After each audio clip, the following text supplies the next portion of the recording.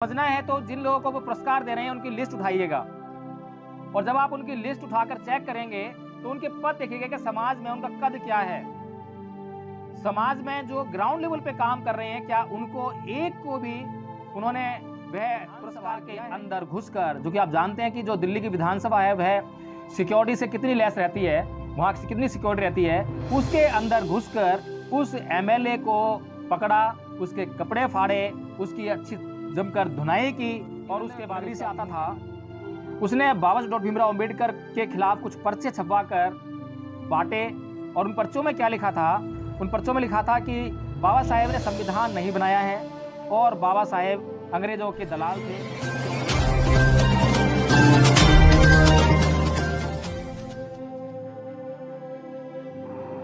साथियों, मामला है 18 नवंबर 2000 का,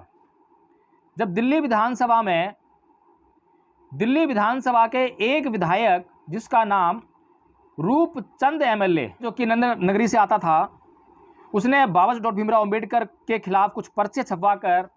बांटे। और उन पर्चों में क्या लिखा था? उन पर्चों में लिखा था कि बाबा साहेब ने संविधान नहीं बनाया है और बाबा साहेब अंग्रेजों के दलाल थे, पिट्ठू थे।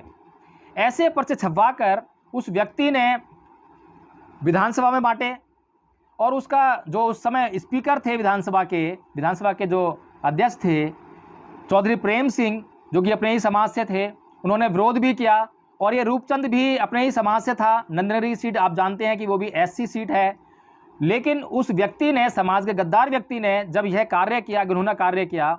तो हमारे समाज की प्रतिष्ठा को बहुत आघात पहुंचा। और हमारे समाज की प्रतिष्ठा को पुनर्स्थापित करने के लिए हमारे समाज के कुछ लोगों ने विधानसभा के अंदर घुसकर, जो कि आप जानते हैं कि जो दिल्ली की विधानसभा है वह सिक्योरिटी से कितनी लैस रहती है, वहाँ से कितनी सिक्योरिटी रहती है, उसके अंदर घुसकर उस एमएलए को पकड़ा, उसके कपड़े फाड़े, उसकी अच्छी जमकर धुनाई की, और उसके बाद उसका मुंह काला किया। साथियों, उसके बाद जो है सिक्योरिटी ने उनको धर दबोचा, उन लोगों को, और उनके हाथ पैर बांध दिए और उनको नीचे गिराकर अपने जूतों से काफ़ी चोटें पहुँचाई। इतना उन्होंने सहन किया। उसके बाद वो जेल भी गए। और उसके बाद सबसे गौर करने वाली बात जो है वो ये है कि इन लोगों के ऊपर एक मुकदमा दर्ज होता है, जो कि state versus Rajan Gautam and others के नाम से सन 2000 से अब तक चलता है। सन 2018-19 तक वह मुकदमा चलता है। और पिछले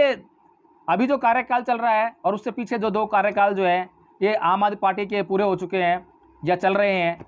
उसमें हमारे समाज के, जो मैंने अभी कहा आपको कि राजेंद्र पाल गौतम जी, जो कि मिशन मूवमेंट को अच्छी तरह से जानते हैं, समझते हैं, वे इस मुकदमे की उस समय पैरवी कर रहे थे। वे हमारे समाज के जो लोग थे उनकी तरफ से पक्षकार थे, वकील थे। साथियों, राजेंद्र पाल गौतम जी वकील हैं तो ये अच्छी तरह से जानते हैं, क्योंकि सीआरपीसी में एक कानून भी है,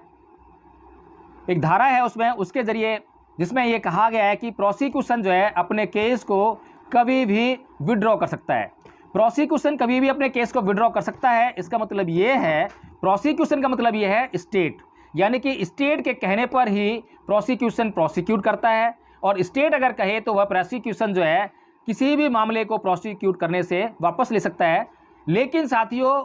इस मुकदमे में कई बार इन लोगों ने मंत्री महोदय जी से, जो हमारे मिशन मूवमेंट अच्छी तरह समझते हैं, जानते हैं, उन लोगों से कई बार गुहार लगाई, कई बार कहा कि आपके पास अब ये पावर आ गई है, और अगर दिल्ली के सीएम यह चाहें कि इस मुकदमे को वापस ले लें तो ये मुकदमा वापस लिया जा सकता है। लेकिन साथियों, सन 2018 तक यह मुकदमा वापस नहीं लिया गया। और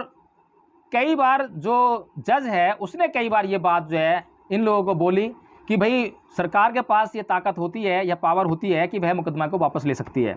लेकिन उसके बावजूद भी इस मुकदमे में दिल्ली सरकार की तरफ से कोई कार्रवाई नहीं की गई। लेकिन उसके बाद अल्टीमेटली क्या हुआ आखिरकार कि इन लोगों को प्ली बार्गेनिंग का सहारा लेना पड़ा। प्ली बार्गेनिंग साथियों ये होती है कि उसमें कोई भी जो नॉर्मल ऑफेंसेस होते हैं, सामान्य ऑफेंस होते हैं, जिसमें कि हम ये समझते हैं कि समाज के लिए ज़्यादा घातक नहीं है वे ऑफेंस, वे अपराध जो है,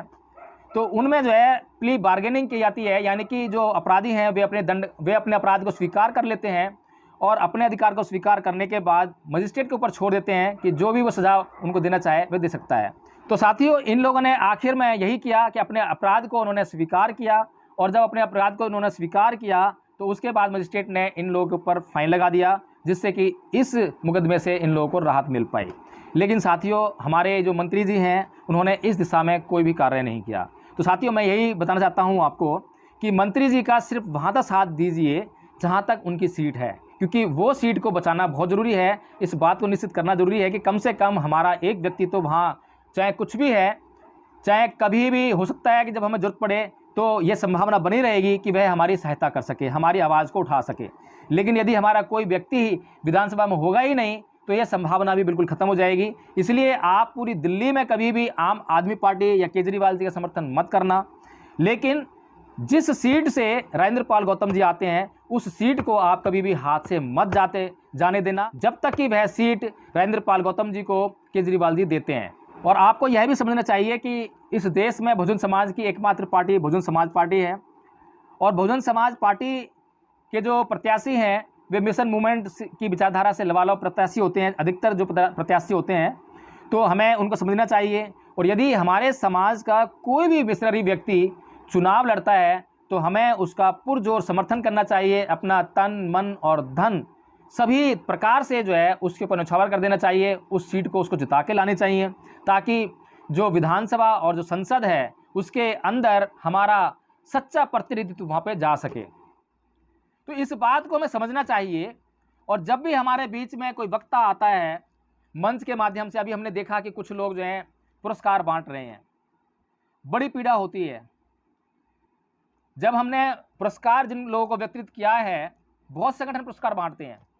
उनका पुरस्कार बांटने का मकसद क्या है ये हमें समझना पड़ेगा। अगर आपको ये समझना है तो जिन लोगों को वो पुरस्कार दे रहे हैं उनकी लिस्ट उठाइएगा,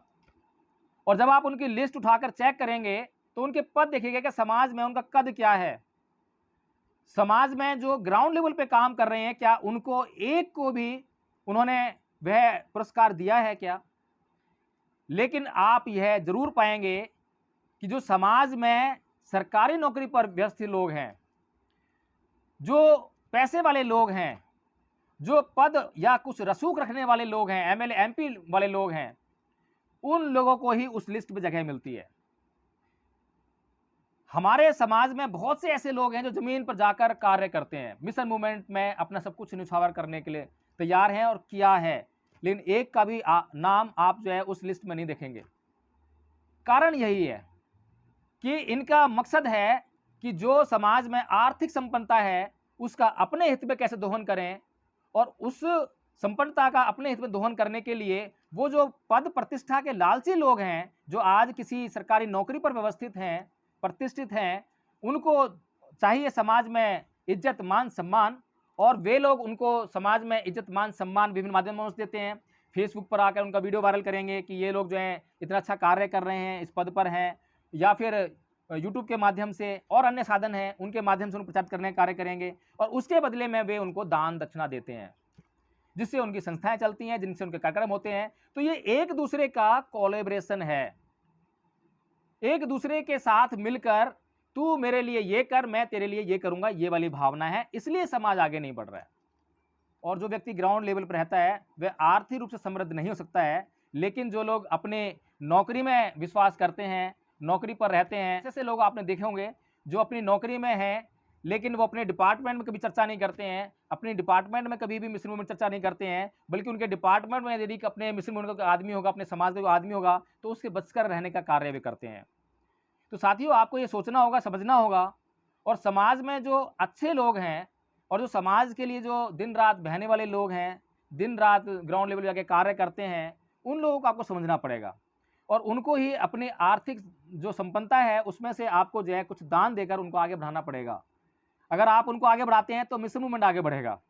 लेकिन आप जो है इस समाज के धोखेबाज लोगों को, ऐसे लोगों को जो ईमानदारी का मुखौटा लगाकर आपके सामने आते हैं, मिशन मूवमेंट का मुखौटा लगा के आपके सामने आते हैं, ऐसे लोगों के लिए आप यदि धन खर्च करेंगे, उससे आपका धन और समय दोनों ही व्यर्थ में खर्च होंगे, उससे कुछ भी उत्पन्न होने वाला नहीं है। मैं फिर से वही बात कहता हूँ कि मेरी बातों पर विश्वास करने की जरूरत नहीं है, आप स्वयं जाँच करें, क्योंकि हम बुद्ध के अनुयायी हैं, और बुद्ध ने यही कहा है जब कलामों को वे संदेश दे रहे थे कि किसी भी बात को इसलिए मत मानो कि वह परंपरा से है, धर्म ग्रंथों से है, या कोई विद्वान कह रहा है, या वह आकार से प्रकार से सुंदर है, या वह जो है रंग रूप में अच्छी है, आकर्षित है, या स्वयं मैं कह रहा हूँ। तो साथियों, हमें जो है हर बात की जाँच करनी चाहिए। किसी भी व्यक्ति ने कुछ भी आपके सामने प्रस्तुत कर दिया तो एकदम से आप श्रद्धा मत लेकर आइए। श्रद्धा अपने आप आ जाएगी जब उस व्यक्ति के कार्य आपके लिए प्रस्तुत होंगे। तो साथियों, इन्हीं बातों के साथ मैं अपनी बात समाप्त करता हूँ और आपसे पुनः अपील करता हूँ कि आप जो है हर बात को, हर वीडियो को देखिए, जाँच कीजिए और उसके ऊपर उस पे विश्वास लाइए